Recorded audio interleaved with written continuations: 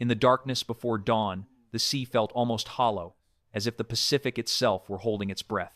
Deep inside USS England, Soundman John Prock pressed his headphones tighter, chasing a faint pulse rising through 300 feet of black water. It was the kind of sound a man only hears after hours of strain. Propellers cavitating, metal shifting under pressure, a living machine trying to disappear into the ocean's endless silence. Prock's back ached, his eyes burned, and the last of his coffee had gone cold long ago, but he didn't dare look away. Somewhere beneath him, a Japanese submarine was twisting through the depths, using every trick its commander knew to break free. One wrong move, one lost echo, and the hunter would become the hunted. Above the sonar room, officers moved quietly, waiting for a signal they could trust. No one on board knew that this moment, this thin thread of sound in the dark, was part of a streak unlike anything in naval history. No one knew the cost. No one knew the stakes. What does it take for an unremarkable escort ship to become the most lethal submarine hunter of the Pacific War? The war in the Pacific had entered a stage where silence could be deadly. Japanese submarines, from the massive I-class boats to the smaller but agile Roe-class vessels, moved through the Solomon Islands and the waters off New Guinea with alarming freedom. Their mission was not glamorous. They scouted. They shadowed American convoys. They reported fleet movements that shaped Japan's decisions at sea. And when the moment was right, they struck. For months, American commanders understood the scale of the problem, but lacked the means to solve it. Sonar could find a submarine, but it could not hold the contact through the final seconds of an attack. The blind spot, that vanishing act at 200 yards, turned every close-range run into a guess, and in war, guessing was a luxury no escort ship could afford. Depth charges detonated with thunder, but thunder meant very little when a submarine could slip away unseen. The early war kill rate told the truth more plainly than any report: 3%. Most attacks simply failed. Into this landscape stepped a weapon that promised to change the odds. The Hedgehog was not elegant, it was purposeful. 24 contact-fused projectiles hurled forward in a tight elliptical pattern, detonating only when they struck steel. No more guessing, no more waiting for the water to calm. Silence meant a miss. Explosions meant a kill. The British had built it from bitter lessons in the Atlantic. The United States adopted it out of necessity, but only a handful of ships carried it in early 1944. USS England was one of them. The ship herself was modest. A Buckley-class destroyer Escort with reliable engines, steady handling, and a crew of 186 men. What she lacked in size, she made up for in discipline. Lieutenant Commander Walton Pendleton commanded the ship, but he was the first to admit that his executive officer, Lieutenant John Williamson, possessed the sharper instinct for anti-submarine warfare. Pendleton trusted him completely. During combat, Williamson would take the con. Training off the California coast had forged the crew into a unit that moved with quiet precision. Williamson drilled them endlessly. Hedgehog attacks at dawn, sonar tracking in heavy seas. Emergency maneuvers repeated until muscle memory replaced hesitation. Soundmen like John Prock and Roger Bernhard learned to recognize the faint signatures of underwater life: cavitation, hull pops, ballast flooding. They learned to hear the difference between an echo and a presence. By early 1944, the crew felt ready. But readiness did not guarantee opportunity. Their first months in the Pacific were spent escorting convoys in uneventful stretches of ocean, carrying out a mission vital but unremarkable. The men watched the horizon and wondered whether all their training would ever be tested. The test arrived on the 18th of May, 1944. American codebreakers intercepted a message that changed everything. A Japanese submarine, I-16, was traveling to resupply garrisons near Bougainville. Its course and timing were laid bare. For the first time, USS England was being sent not to guard others, but to hunt. The hunt for I-16 began under a hard afternoon sun on the 19th of May, 1944. A patrol aircraft had spotted the submarine on the surface, and for the first time, USS England closed in not on a possibility but on a certainty. Williamson reduced speed to steady the sonar picture. Prock tracked the contact 8 knots, 150 feet down steady, unaware. When the first Hedgehog salvo hit the water, the submarine reacted too late. A series of detonations rippled upward through the hull of the escort ship. 20 minutes later, oil and fragments surfaced. England had her first kill. It should have been an extraordinary moment. Instead, it became the opening act. 3 days later, in the pre-dawn darkness of May 22, radar aboard USS George caught another submarine on the surface. Row 106 tried to escape in a crash dive, pushing toward depths that strained her pressure hull. She twisted, turned, and clawed her way through the water. But England's sonar operators clung to the contact. Williamson recognized a rhythm, alternating turns, 40 seconds apart. When he aimed the second salvo ahead of the expected maneuver, the ocean answered with a violent, unmistakable detonation. Row 106 never resurfaced, but the pattern of contact, evasion, and kill intensified with Row 104 on May 23. This submarine commander was experienced, deliberate, measured. For 2 hours, Raby and George made repeated attacks. Every one failed. The water churned with turbulence from depth charges and Hedgehog splashes. The submarine refused to be cornered. When England arrived, Williamson changed the geometry of the hunt.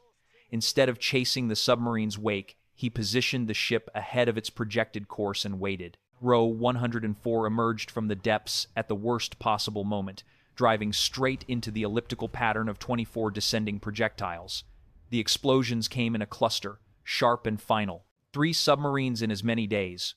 Word spread like a current across the Pacific Fleet, but the most dangerous test had yet to come. Before dawn on May 24, Prock detected another contact, Row 116. This commander, unlike the others, fought back with intent. The submarine fishtailed to break the sonar beam. It shifted depth in rapid bursts. It transmitted loud, interfering pulses to create a wall of false echoes. For the first time, the ocean seemed to fight on the enemy's side. Prock strained to separate truth from noise. Williamson made run after run, adjusting for the chaos, until a final salvo triggered a small cluster of explosions. Not the sharp thunder of a catastrophic kill, but the grinding collapse of a wounded hull flooding in the dark. Hours later, oil and fragments drifted to the surface. 4 submarines in 5 days.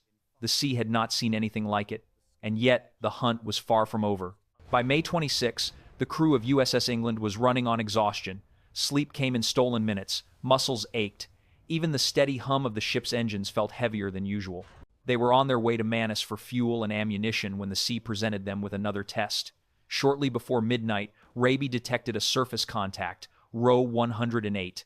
The groan that rolled through England's passageways was quiet but unmistakable. They had just enough Hedgehog rounds for one final shot.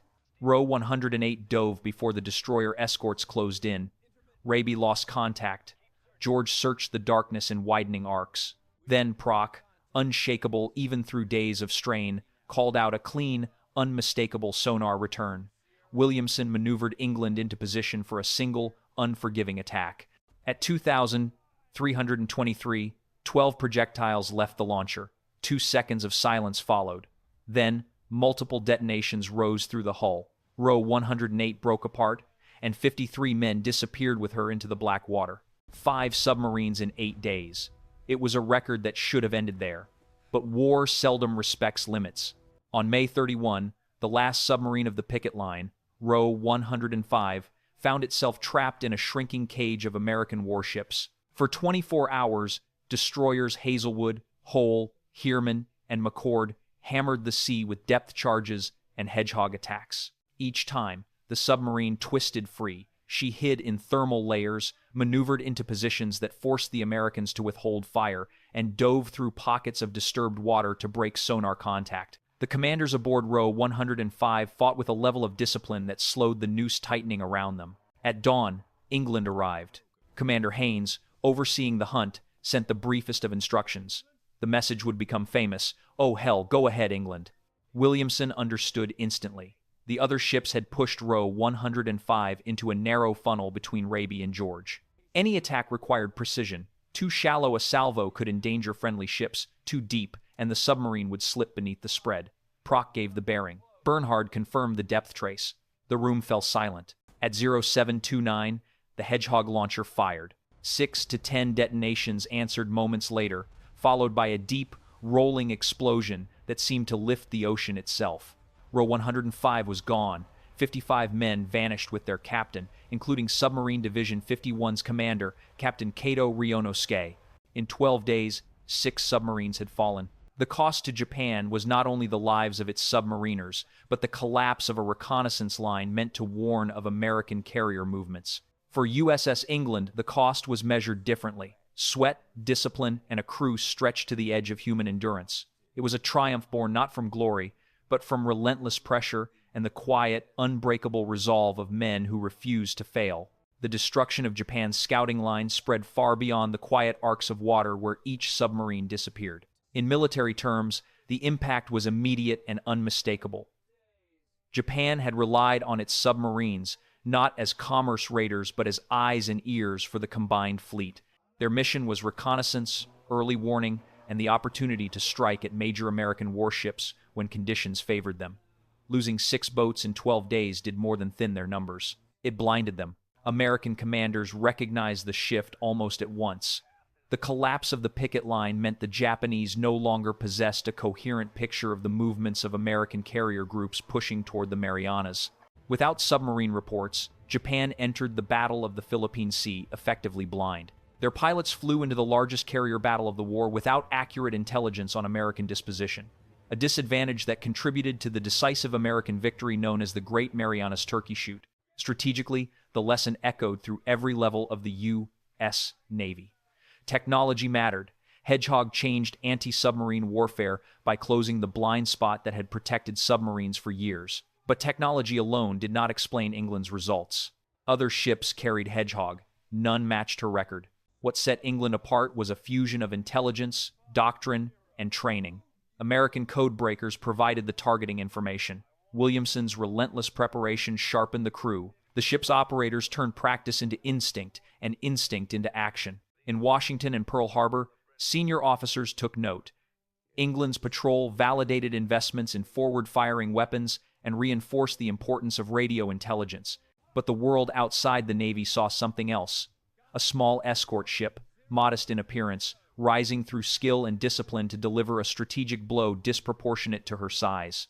Even among America's allies, the effectiveness of combined technology and intelligence reinforced broader truths about modern naval warfare. For Japan, the psychological cost was severe. Submarine commanders who once maneuvered with confidence became cautious, spending long periods submerged at speeds too slow for effective reconnaissance. They knew that a new threat existed in the Pacific, even if they did not yet understand its nature. Fear of the unknown can be as crippling as the weapon itself. In the end, the events of May 1944 reshaped the undersea balance of the Pacific War, marking a turning point where American mastery of intelligence, technology, and seamanship converged into undeniable strategic advantage. When the last echoes of the May patrol faded, USS England returned to Manus not as a ship changed by victory, but as one marked by the quiet weight of what had been done. 6 submarines had vanished beneath the Pacific, each carrying crews whose stories ended in silence. The men aboard England understood that success in war often leaves little room for triumph. It leaves only the certainty that someone else will live because you did your job. The legacy of those 12 days lies not in statistics, but in the clarity of the lessons they revealed. War is shaped by technology, but defined by people. The Hedgehog gave England a way to strike. Intelligence gave her the ability to find her targets, but training and discipline turned possibility into certainty. In the darkness of the sonar room, in the narrow spaces of the bridge, in the rhythm of the engineering plant, the ship's crew proved that preparation is the real backbone of survival. That truth followed England long after the patrol. Even when she was struck by a kamikaze off Okinawa in 1945, losing 37 of her own, the same spirit carried her home under her own power. It is easy to measure a ship by her victories. Harder, but more honest, to measure her by the resolve of the men who refused to abandon her. History did not preserve USS England. She was scrapped in 1946, her steel recycled like hundreds of wartime vessels. Yet her name endures because she embodied a principle as old as naval warfare itself. Courage, amplified by skill, can alter the course of a campaign. The Pacific War turned on many hinges, but for a brief moment in May 1944, the hinge was a single destroyer Escort and the men who served aboard her. The battle may be over, but its lessons still speak. What do you see in the story of USS England? The power of training, the cost of war, or the enduring responsibility carried by those who face danger so others do not? Share your thoughts in the comments. And if you value these journeys into the past, consider subscribing. The history of our world is still being written, one story at a time.